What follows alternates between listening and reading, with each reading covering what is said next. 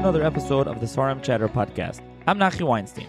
Programming note, now that the Zaire miniseries has concluded, if you have any feedback or comments regarding that series, please email me or private message me if you're on WhatsApp and you're on the chat. Also, if you have any guest or topic suggestions for future miniseries, please let me know. And in general, also what you think of the miniseries and what you think of having one guest versus multiple guests versus a couple of different episodes, airing the episodes over 1 week or 2 weeks in a kind of a compressed time schedule as opposed to dragging it out like I've done with some of the longer series.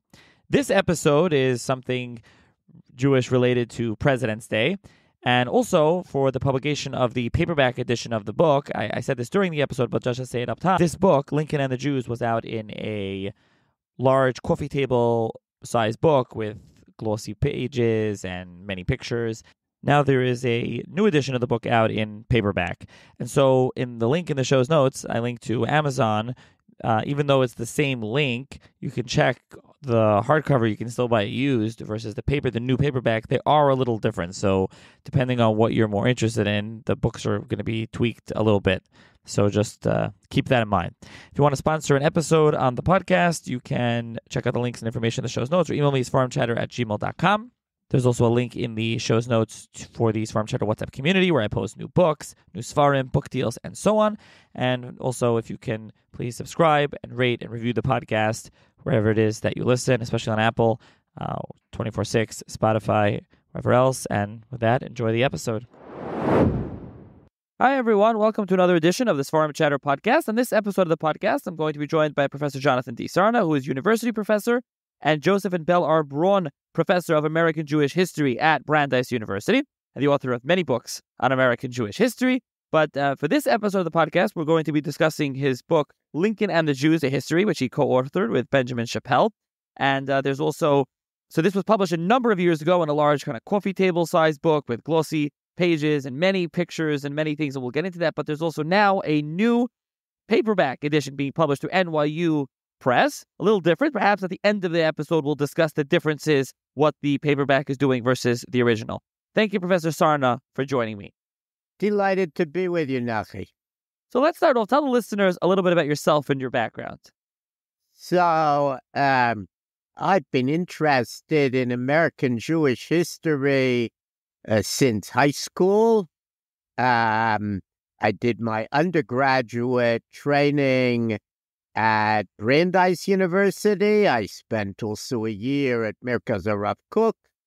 And then I did my graduate work at Yale University. I may have been the first PhD in American Jewish history ever at Yale.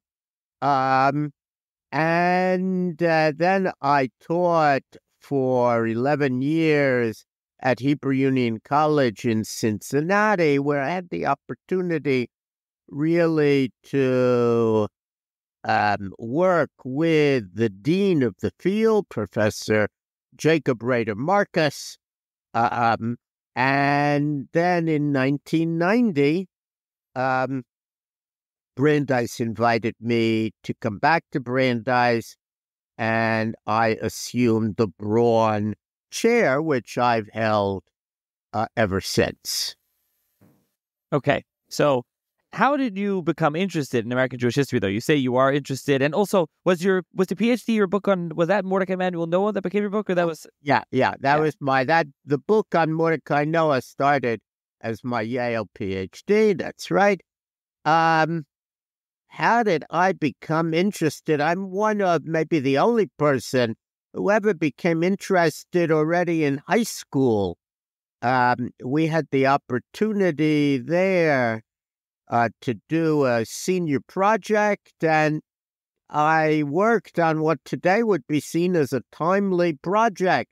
I worked on the history of American anti-Semitism and realized how much I enjoyed historical research. My parents were not born in the United States. My father, of course, was a well-known Jewish scholar. Somebody wrote that I went into the only Jewish field that my father knew nothing about. And in some ways, that's correct. but at a deeper level, I think someone who's new in the United States, although I'm born in the United States, my parents were not, my brother was not.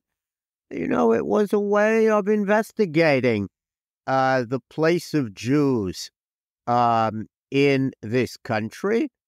It was also, back then, we're talking at this point 50 years ago, it was a wide open field.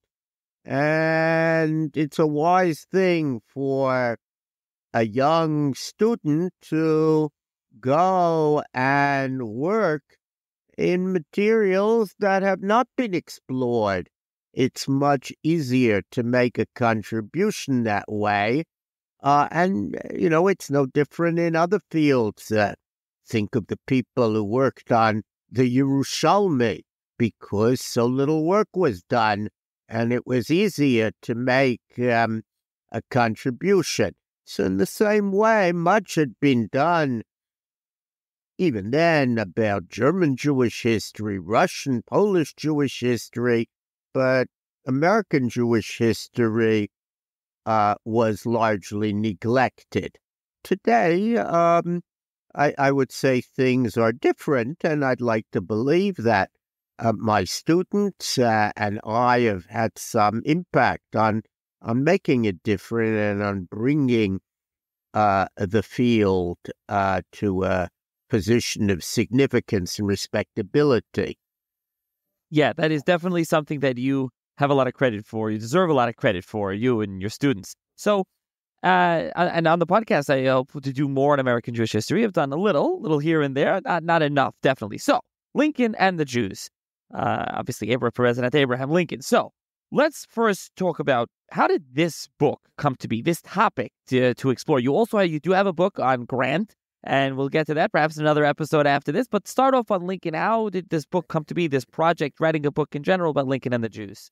Yeah, you're quite right to start with Grant because that's where it began. The story of Grant, that already was invited in a particular series on significant moments, and it was clear to me that the most anti-Semitic official act in American history deserved a book. Most people didn't know about it at all. I was giving a lecture in New York on the Grant book. At the end of a lecture, a man came up to me and introduced himself. I did not know Benjamin Chappelle at that time, and he said that he has a large collection of documents bearing on Lincoln and the Jews, that he would love me to look at the collection and to consider writing a book with him. And from there it began. And as a historian, I'm always interested in new documents, especially connected with someone as famous as Abraham Lincoln.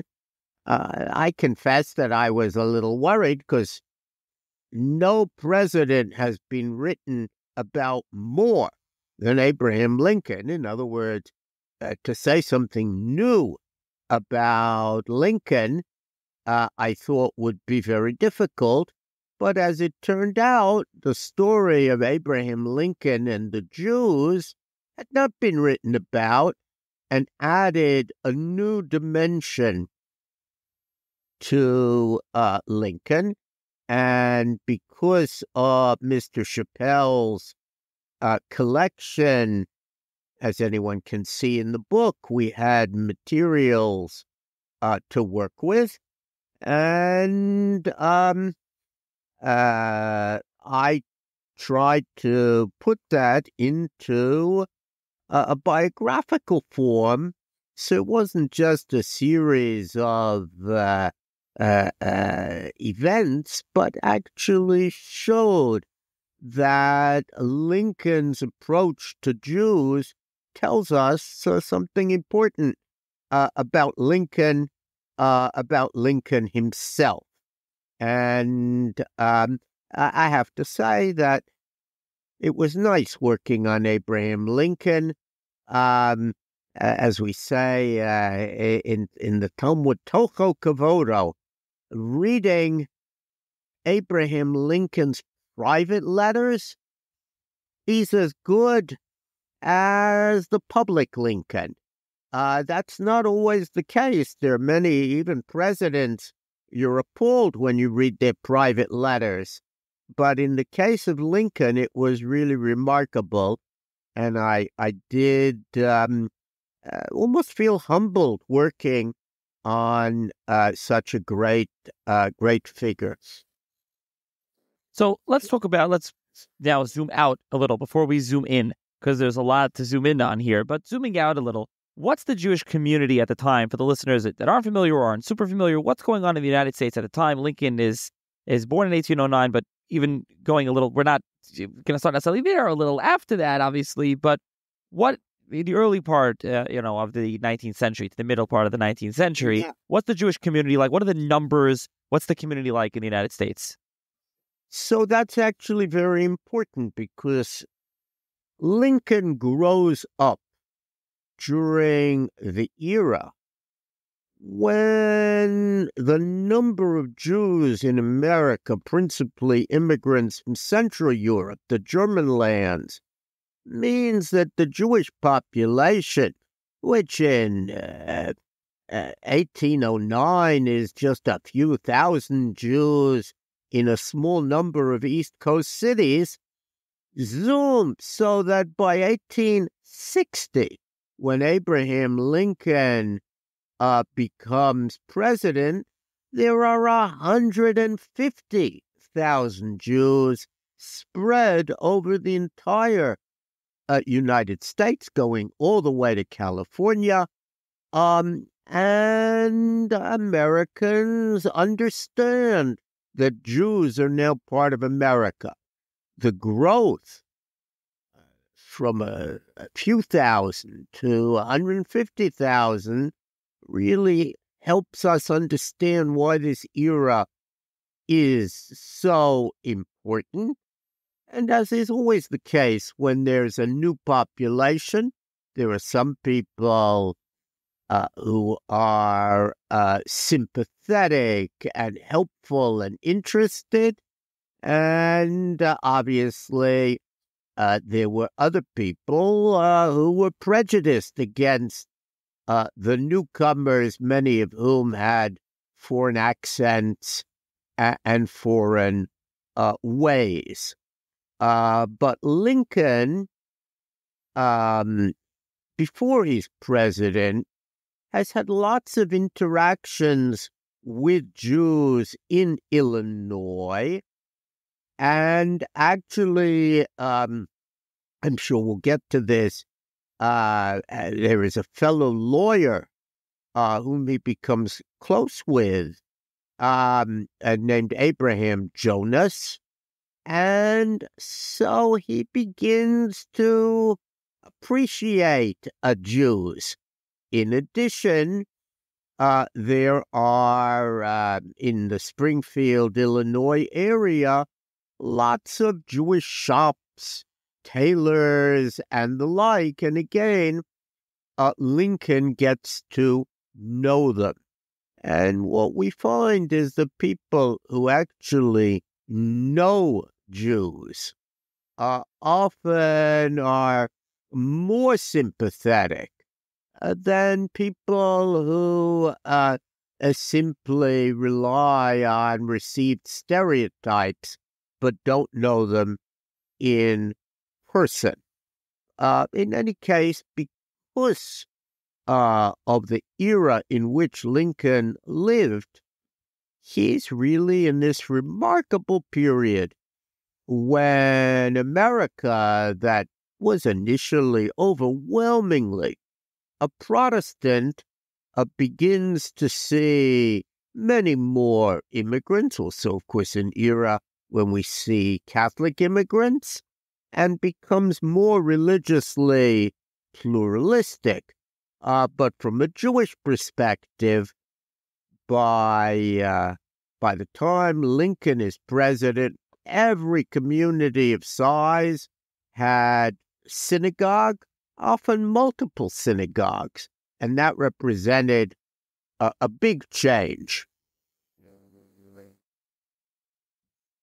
So let's talk about Lincoln and his background and biography as it relates to this topic, to the Jews specifically. And you can give some general biographical information for those that aren't familiar. As you said, the most books, written on any U.S. president is on Lincoln. So we're not going to, this is not a biography. Yeah, well, this is a podcast about Lincoln, but not just about Lincoln's full biography.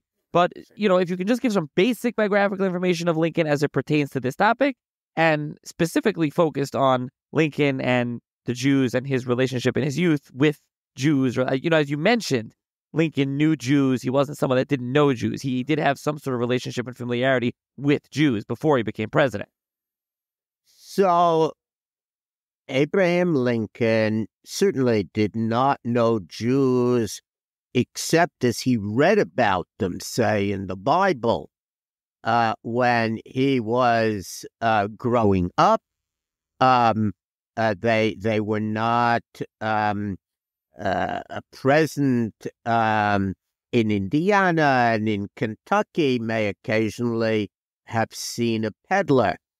But after Lincoln moves to Illinois, there begins to be a Jewish community, and he gets to know Jews broadly in Illinois, and even in the area of Springfield. There are Jews whom he encounters. Of course, Chicago is going to be a significant Jewish community.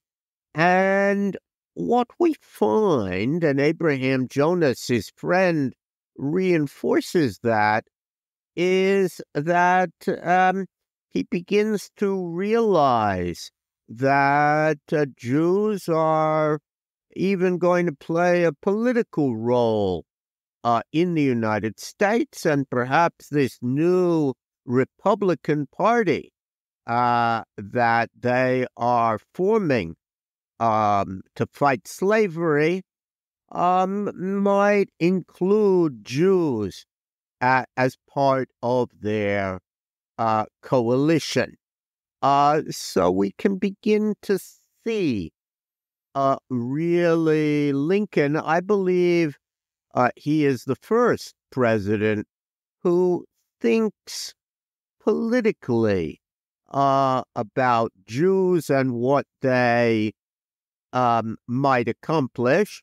And it's interesting, and this will only be in the second edition of the book, that there is actually a political broadside in 1864 that calls on Jews as Jews to vote for Abraham Lincoln. In other words, the political engagement of Jews begins with Lincoln. And we also know that he, besides Jonas, had other Jewish friends. We may talk about at least one of them is a chiropodist, today we would say podiatrist, Issachar Zachary, who also plays a role in persuading Jews to vote for Abraham Lincoln. So you've mentioned Abe Jonas, a number of times, and he makes an appearance over and over in this book. He's an important figure. He's an important figure in Lincoln's life, and that's shown through the documents that you and Benjamin Chappelle put together, in the letters, the private letters and correspondence between them. So let's talk about Jonas a little bit, give his biography and his background, and then his connection, how he got to know Lincoln. So Abraham Jonas, a very interesting figure. There are two Jonas brothers who are important. They came from England. One is Joseph Jonas of Cincinnati, often considered the first Jewish citizen of Cincinnati. That is, long term, he remained in Cincinnati. He wrote a very significant memoir of early Cincinnati Jewry. And he, as I say, was in Cincinnati. His brother came from England to join him. And actually, it shows how few Jews there were. Abraham and Joseph, they traveled to New York, and the two brothers married two daughters of the famous Chazan of Shearith Israel, Gershom Mendes Seixas. They married his two daughters. Now, actually, unfortunately, both of those daughters died very young. In the upshot, Abraham left Cincinnati. He moved to Illinois. Eventually, before then, he'd been in Kentucky. And one sense is that while previously he had been religiously observant and the family had been Orthodox in England, that Abraham gave that up, although it's interesting that the shul was in the same building as his law office, and it does seem that even though he was not a big attendee, and he and Abraham Lincoln ate oysters together, nevertheless, he set aside a place for a synagogue, and it may well be that he had even had relatives who were in that synagogue in Springfield.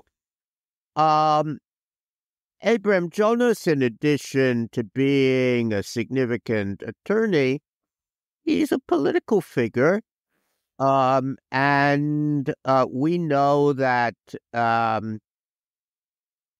he becomes an important advisor to Lincoln concerning political strategy. Indeed, Abraham Jonas actually hosts one of the Lincoln-Douglas debates in 1858, and that again shows the significance of Jonas. Jonas certainly encourages Lincoln to put his name forward in candidacy, and as we relate in the book, he played a role in ensuring that Lincoln would gain the Republican nomination. And then we know that he maintained his ties with Lincoln, and eventually Lincoln is going to appoint him postmaster in the Springfield area. He was in Quincy, Illinois, and that was a good position because one could make a living from that. When Abraham Jonas died, interestingly, Lincoln appointed his wife to finish out his term, a sign really of how close he felt to Jonas. And that's worth noticing because we don't have so many parallels around the world to Jews who played that kind of advisory role, who were involved in politics, and working both publicly and behind the scenes. So there's a couple of things about Jonas, but another thing also that comes up throughout the book is that he's also he's involved. He's a Grand Master in the Mason. He's involved as a Freemason. He's involved in as many are there are early Masons. So that's interesting in and of itself. Having a Jew, I think he wasn't religious later after his life, but he was a Mason and a Jew, and so he was involved with that as well. And yeah, you talked about him and his relationship with Lincoln. There's a letter that's reproduced again in the. We'll get to the. I don't know if it'll be in the new edition of the book, but definitely the first edition of the book, where he says Lincoln calls him one of my most valued friends. And having gone through this, is that a common thing that Lincoln says, or is that not so common? It's certainly not so common, as the language implies. And being a Grand Mason was a big honor, and also shows how he was regarded by his peers. There were places where Jews really advanced in American Masonry. There were also places, especially in Boston and in some East Coast cities, where Jews were kept out of Masonry. But it was certainly known and that Jonas played an important role. And Jonas thought that the Masons should be a place where disadvantaged and religious outsiders should be accepted. He was instrumental in making Joseph Smith, the famous Mormon leader, a Mason. But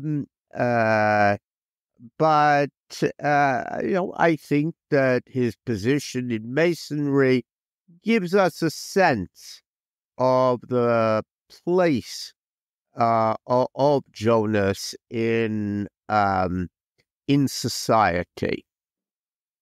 So Jonas was active politically, and this is something that is explored in depth in the book. And he was very involved and instrumental in whether it's convincing Lincoln to run and getting in Lincoln's candidacy for president. He was very involved behind the scenes. Is that accurate to say? Oh, absolutely. Indeed. The strategy employed by Lincoln, really trying to put together really a new kind of political coalition, that strategy was strongly influenced by Jonas, and Jonas explicitly included Jews in that strategy. He believed that they could be weaned away from the Democratic Party.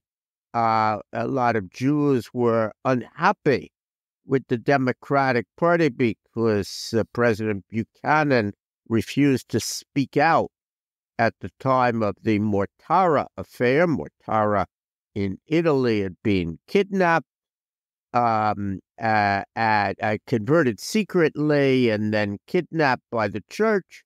There was a lot of outrage across the United States and the world, but President Buchanan knew that lots of African-American children were similarly taken against their will, and for that reason, he refused to speak out officially. A kind of interesting example of the rabbinic idea of avera goreret avera, that one bad deed leads to another.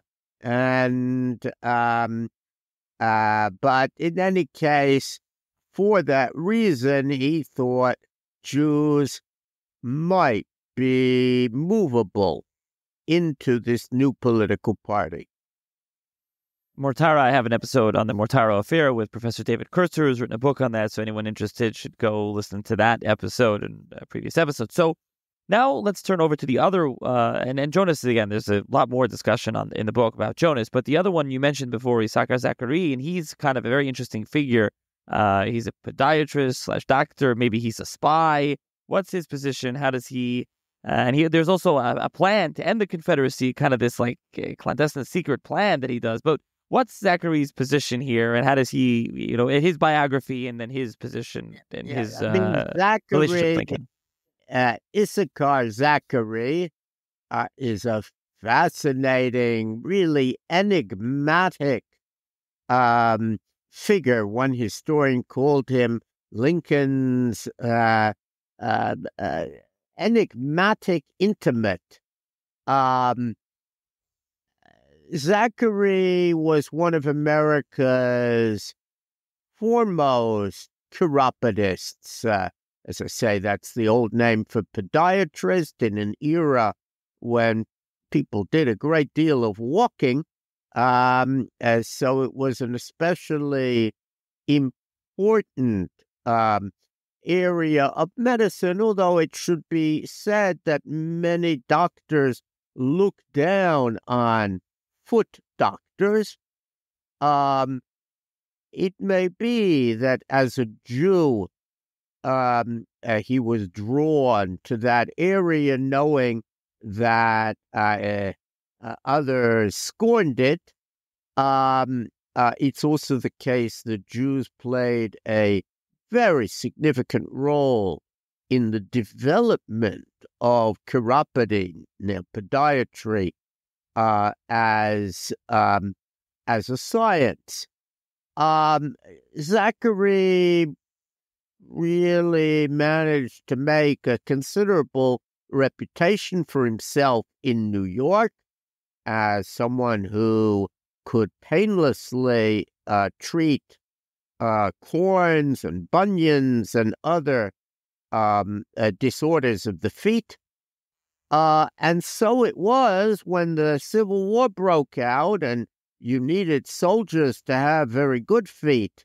And lots of soldiers were wearing boots and beginning to have significant foot problems, that it was suggested that Zachary actually become part of the military.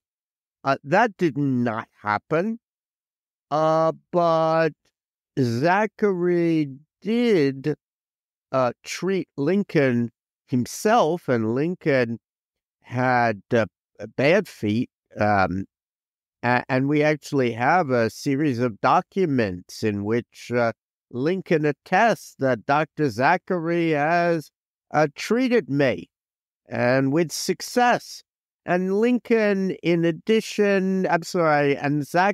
addition, treated quite a number of other famous figures: Henry Clay, various senators, various generals. I have no doubt that he hoped that this would lead him to become head of a chiropody corps. But anyway, his reputation was there. Everybody knew, and his name implied that he was a Jewish. And we find reports that Zachary is spending considerable time with Abraham Lincoln. And we know a few things. Number one, that Lincoln entrusts him with a secret mission to go to New Orleans and to try and win its rather large and important Jewish community over back into the Union and in support of Abraham Lincoln.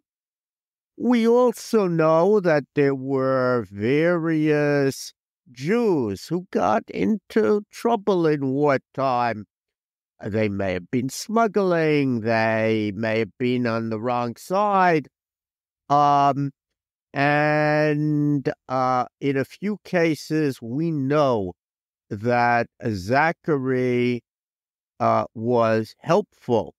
He knew Lincoln, he knew other people in getting them freed.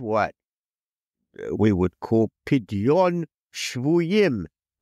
He was able to rescue hostages, and he even was given a big prize in New York by folks who he had helped in some way during the war, an indication that he had an important role. And the third thing we know is that he worked very hard for the election of Abraham Lincoln in 1864, in Lincoln's second term. This was in gratitude for favors Lincoln had done, not only for him, but he thought for the Jewish people in the United States. And he goes around getting the Jewish vote on Lincoln's behalf. It's hard to know how important it was. Gallup didn't exist. And I'm sure that the victories in 1864 were more important, but it is nevertheless interesting to see. And it was widely known that Lincoln and Zachary were close to one another. We also know, as you indicated, that at a certain point, Zachary was sent to talk to Judah Benjamin. This is a kind of, let's get these two Jews together. Maybe they can come up with a plan that will bring about peace. How serious it was, whether Lincoln was really interested is hard to know, but we absolutely now have, thanks to a letter discovered by Professor Gary Zola, we actually have a letter from Zachary to Judah Benjamin in the middle of the war, talking about his meeting with him. So he's a very interesting, still disputed figure.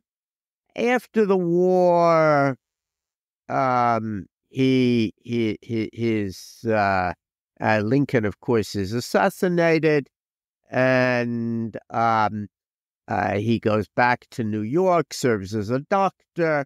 His star dims, and eventually he goes all the way back to England, where he had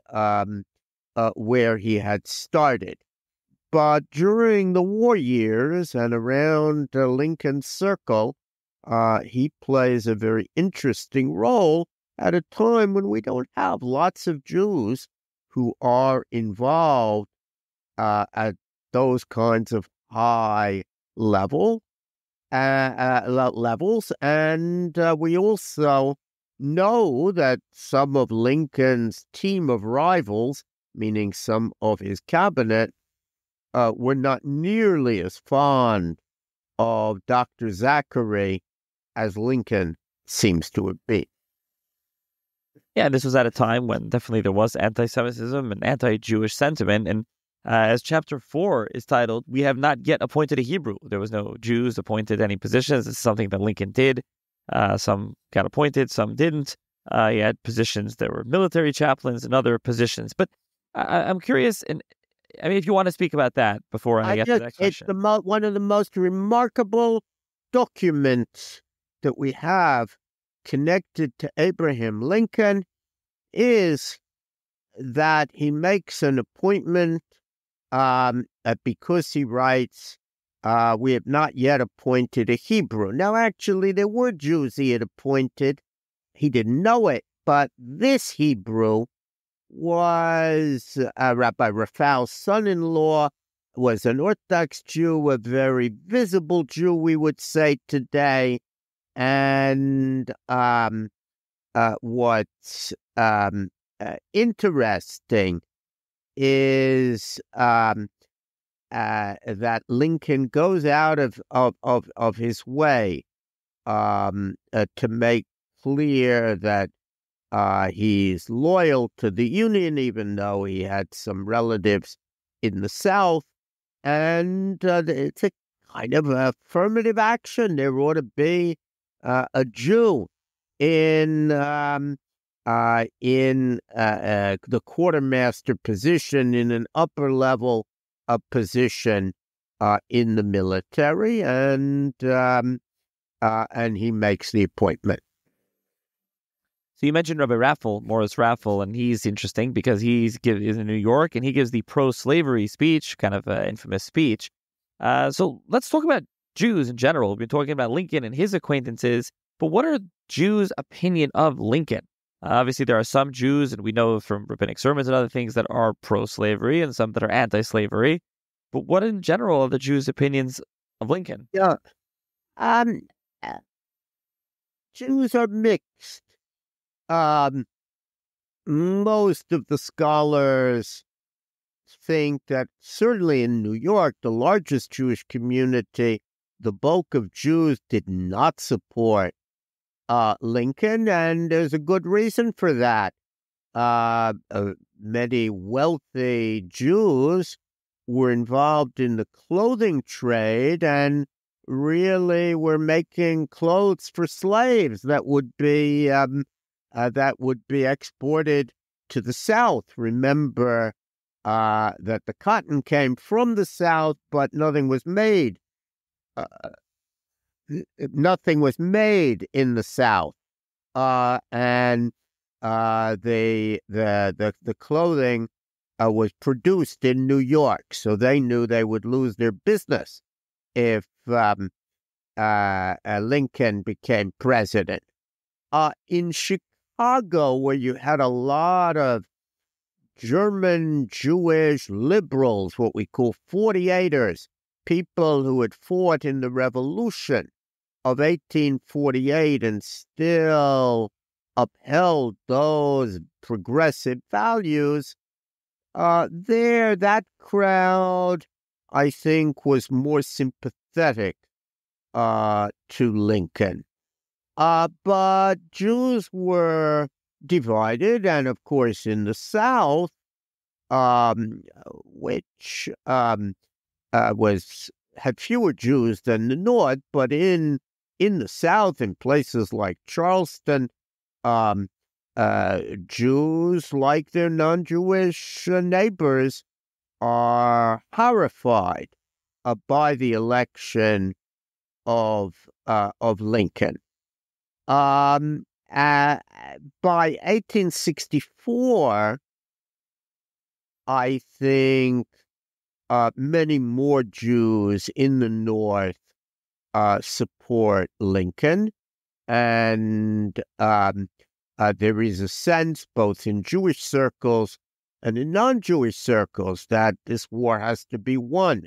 Even Rabbi Raffel, whom we mentioned, who had given what's often described as a pro-slavery sermon, certainly he argued that slavery is mentioned in the Ten Commandments, and therefore, your slave has to rest on the Sabbath, and therefore it can't be anathema to the Bible. But when the war actually began, we know that Raphael's son and son-in-law serve in the Union army, and his son is actually wounded in battle. And that may indicate something about Jewish views and how they were transformed as the war progressed. So something else that we mentioned previously, and we'll just mention here briefly because we have to when we're discussing Lincoln, is General Grant at the time, future President Grant, and his infamous Orders Number 11, expelling the Jews from his territory, and then Lincoln's response to that. Hopefully we'll do an episode on that, and you have a whole book about this. So we're not going to go super in depth, but at least to mention, from Lincoln's point of view and Lincoln's response to that. It's really a remarkable matter, because Grant was one of his most successful generals. In 1862, Grant was not yet general-in-chief of the army, but he was moving south and successful. But Grant believed that the best way to shorten the war was to end smuggling, and of cotton from the south to the north, and he persuaded himself that all of the smugglers were Jews. We of course now know that there was tremendous amount of money to be made in smuggling. Lots of people, including many of his own soldiers, smuggled. There were Jewish smugglers, there were non-Jewish smugglers, but in any case, after he becomes aware of a plan in which his own father was involved to move a significant amount of cotton from the south to the north, Grant, in great anger, writes what is called General Orders Number 11, which expels, and the story is expels Jews as a class from his war zone. And we know that there were Jews in Paducah and elsewhere who had to leave. Fortunately for Jews, Grant's forces were attacked, and as part of that attack, the telegraph wires were cut, so the order didn't get distributed far. But one of the Jews in Paducah is ordered out of that area based on General Order Number 11, and he goes directly to Washington. He goes and sees Lincoln and had the presence of mind and the wisdom to bring all the documents with him, and Lincoln instantly reverses the order. If such an order has been issued, they said it is hereby repealed, and Lincoln assures Jewish leaders who were just horrified that he doesn't believe that the Jewish community, that a whole group should be targeted on account of a few sinners. And so even amidst war, and even though it involved his top general, Lincoln reversed an order expelling Jews. I would say that the whole history of Jews in the United States would have been different in many respects, but for Lincoln's actions at that time. And even though with the war on, it didn't get the attention that one might have expected in 1862-3, it will become a very significant issue later in 1868 when Grant runs for president. But again, you learn something about the instincts of Abraham Lincoln, that he doesn't order a long investigation. He doesn't send it to a committee. He instantly countermands the order.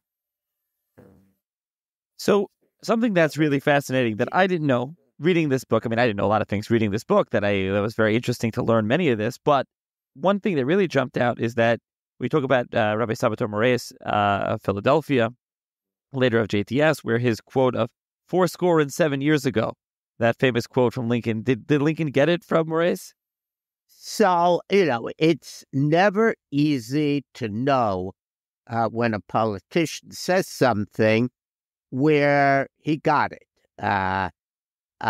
What is fascinating is that we have a Sabato Moraes sermon in which he uses the phrase, and we do know that several other Moraes sermons on issues connected to the war were sent to Lincoln, who read them. He was interested in religion, and his religion is complicated, but he certainly believed in God and was concerned and respectful of religious leaders. But, whether he actually got it from Moraes or whether this is what is called independent parallel development, both of them knew the King James Bible, that's impossible to know. Nevertheless, when you see it in Moraes and not too long afterward, you see it in Lincoln, it's certainly very tantalizing to think that was his source. And Moraes was deeply pro-Lincoln and anti-slavery, which heightens the case. A couple of other interesting things is Lincoln pardons some Jews, and his friend Joshua Speed writes a letter to them, and it says, "The party are all Jews, knowing them as I do to be among the best of their faith. I hope you will grant their petition." Something interesting, you see that he's playing on Lincoln's friendship and with Jews. Yeah, I mean, Lincoln, he didn't pardon all Jews. We know at least of one case where a Jew had deserted. He may have deserted more than once. And in other words, he'd received a bounty and then deserted. And Lincoln, who was very worried about soldiers who deserted, and his generals were very worried, in that case did not pardon him. It's quite interesting. They by firing squad executed at least 3 soldiers, and turned out one was a Protestant, one a Catholic, one a Jew, which at least gave the message that no religion was all alone in producing deserters. But often Lincoln did issue pardons. He thought many young people didn't know what they were getting into. And in other cases, he felt that the accusations were not ironclad. And he was also a man of deep sympathy. When a soldier went home to be with his mother, when she lay dying, Simon Wolfe asked Lincoln what he would have done if it was his mother. And according to Simon Wolfe, who was an important intermediary with the Jewish community at that time and a lawyer, according to Wolfe, Lincoln had tears in his eyes and wrote out a pardon. So no question that Lincoln did not share the prejudice that many in his day did display toward Jews. Anyone who reads the papers of President Buchanan, Lincoln's predecessor, or President Andrew Johnson, his successor, will see all sorts of anti-Jewish comments and stereotypes, but you won't find that in Lincoln. Another thing that you discuss is Lincoln's wish to see Jerusalem, which he never did. But was that also connection to Jews, or was that common amongst non-Jews, especially Christians, that they wanted to see Jerusalem? So we only have it from his wife. After Lincoln was assassinated, she publishes that one of the last things he said, now the war is over, and it's the second term, so he knows that in a few years he'll be free of the presidency, that he'd like to see Jerusalem before he died.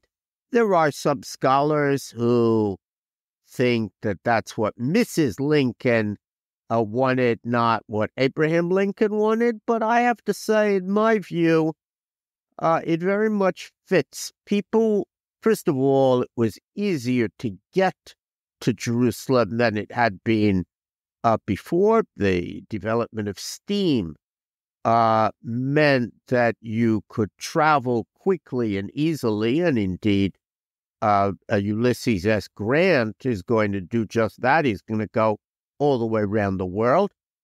Second of all, people who had religious doubts, and Lincoln came from a Protestant world that believed in a very strict form of predestination. And he always wondered whether he would be saved, because he thought, I haven't seen a sign that I will be saved. Of course, there were other Protestants who didn't believe that you needed a sign, you needed good deeds. But in any case, I think that, like others, he thought he would go to Jerusalem and there help to resolve some of his deep religious doubts and questions. And anyone who reads his second inaugural can see the deep religious questions. How did God make a war like this happen? How can it be that so many people needed to die? And there, too, I think it may be that Lincoln thought that in going to Jerusalem, to the source, so to speak, that he would find answers to some of his religious questions. But tragically, he's assassinated. We'll never know what would have been. And all we have is the testimony of his wife. So after Booth assassinates Lincoln, what's the reaction amongst Jews?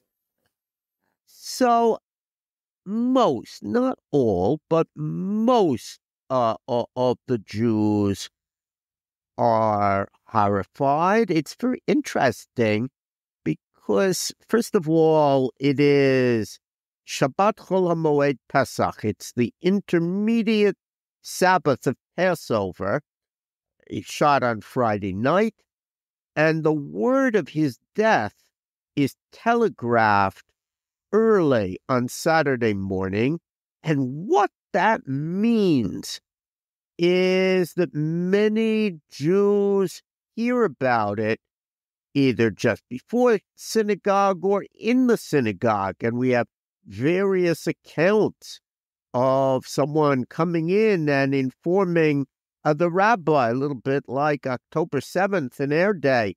And we have many memorial addresses by rabbis. Indeed, years later, the brother of Rabbi Joseph H. Hertz produced a big book called The Tribute of the Synagogue, with memorial addresses delivered by Jews following the assassination.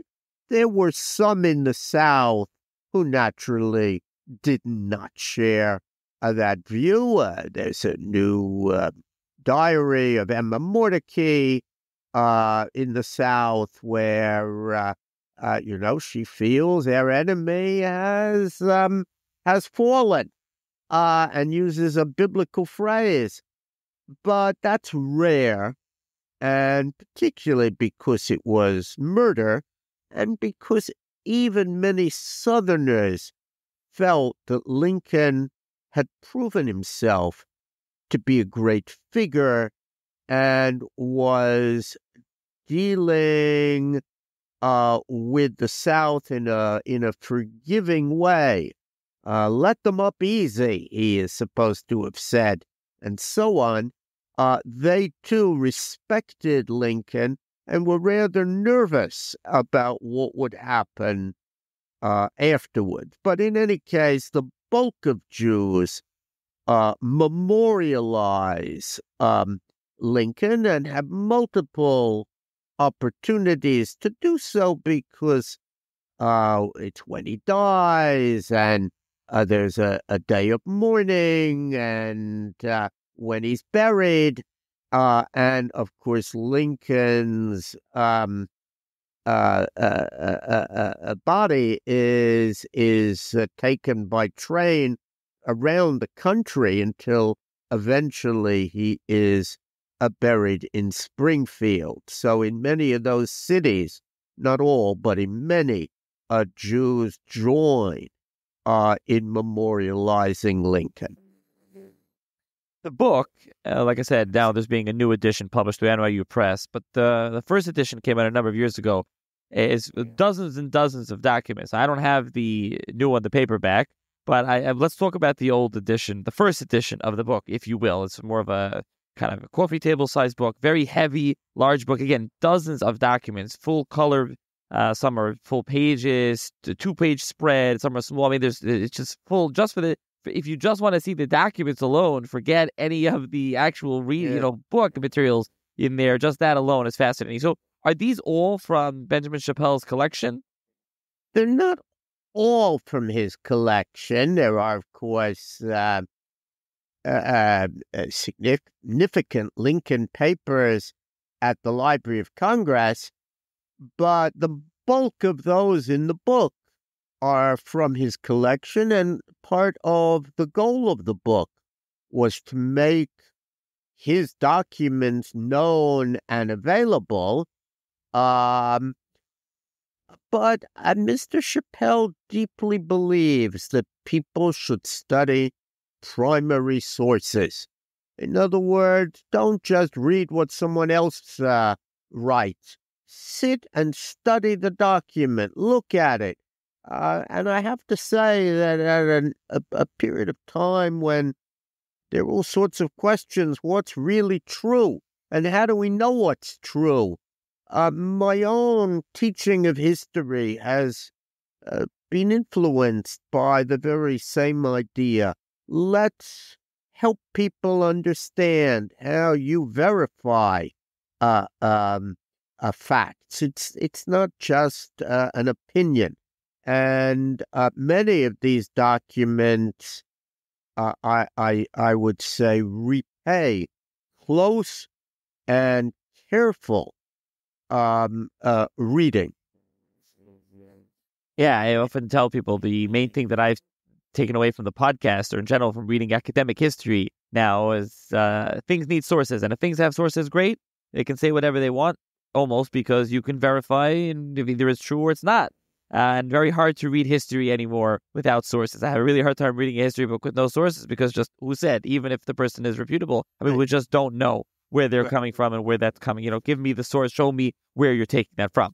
So that's the first book, which I'll link to that edition, because the new edition, which I'll link to also from NYU Press, is different. And it's not only did they changed the picture on the cover. The first edition has kind of your classic presidential Lincoln with the goatee, but the new one is a clean-shaven Lincoln. It's a different kind of picture. But other than that, it's a paperback book. So I'm assuming, I know you've added a new foreword and also an introduction, and I'm assuming that a lot of the documents have come out to make it a more accessible paperback book that readers can buy and just take with them and read as a book. Yeah, the complaint about the book was, I can't take such a big, heavy book on an airplane. Couldn't you make it available? And others said, we'd love to teach it in a class, but it's too big. And so the Chappelle Foundation, and I give them great credit, they decided to produce a whole new edition. The text is more or less the same, but some new documents have become available.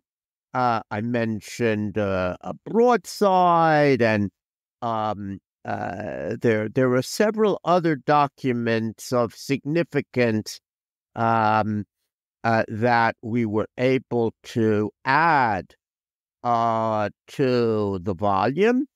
And there will still be photographs in the middle of the paperback book, but not the same number.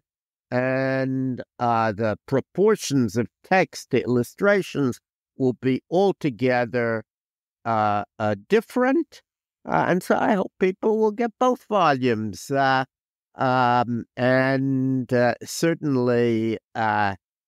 the subject is significant, so one is glad that it will be available in paperback from an important university press.